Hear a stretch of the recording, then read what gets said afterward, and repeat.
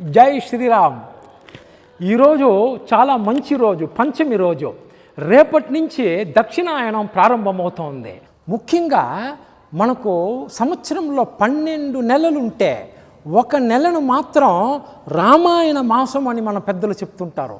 మనం ముఖ్యంగా కేరళ రాష్ట్రానికి కానీ వెళితే రేపటి నుంచి వాళ్ళు రామాయణం చదవడం ప్రారంభం చేసి 30 రోజుల్లో మొత్తం 6 కాండల్ని వాళ్ళు పూర్తి చేసేస్తారు చదవటం. అలా చేస్తే ఆ ఇంటికి ఐశ్వర్యం వస్తుందని మన పూర్వీకులు చెబుతుంటారు.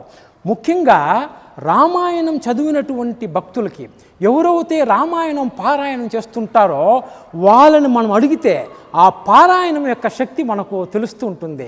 ఇక ఈ పని కాదు అనుకున్నటువంటి కార్యాలు కూడా రామాయణాన్ని పారాయణం చేయడం ప్రారంభిస్తే అది రాములు వారి అనుగ్రహంతో దిగ్విజయంగా పూర్తవుతుంటుంది.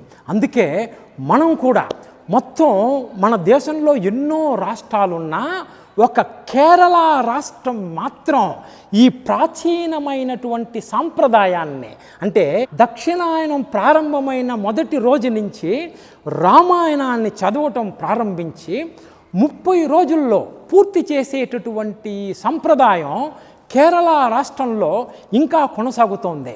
మన తెలుగు రాష్ట్రాల్లో ఉన్నటువంటి మన హిందూ భక్తులందరూ కూడా ఈ మంచి సంప్రదాయాన్ని పాటించి రేపటి నుంచి రామాయణాన్ని చదవడం ప్రారంభించి మొదటగా బాలకాండ తర్వాత అయోధ్యకాండ, అయోధ్యకాండ తర్వాత అరణ్యకాండ తర్వాత కిష్కింధకాండ తర్వాత సుందరకాండ తర్వాత యుద్ధకాండలో రాములు వారి పట్టాభిషేకంతో రామాయణ పారాయణాన్ని పూర్తి చేస్తారు మన పెద్దలు.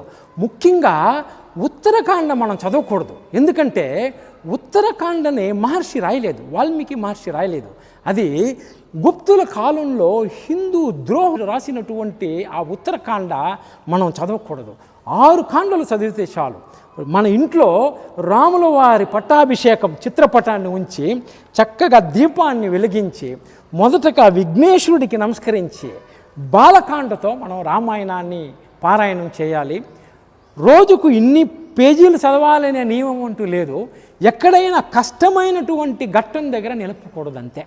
ముందు చదువుకుంటూ వెళ్ళాలి. అలా చదువుతూ వెళ్తే ముఖ్యంగా ఉత్తర దిశ వైపు చూసి అతను కూర్చొని ఉత్తరం దిశ వైపుగా చూస్తూ అతను చదివితే చాలా మంచిది. అలా రేపు రామాయణ కార్యక్రమాన్ని మనం పారాయణ చేద్దాం. రాముల వారి అనుగ్రహానికి పాత్రులవుదాం. జై శ్రీరామ్.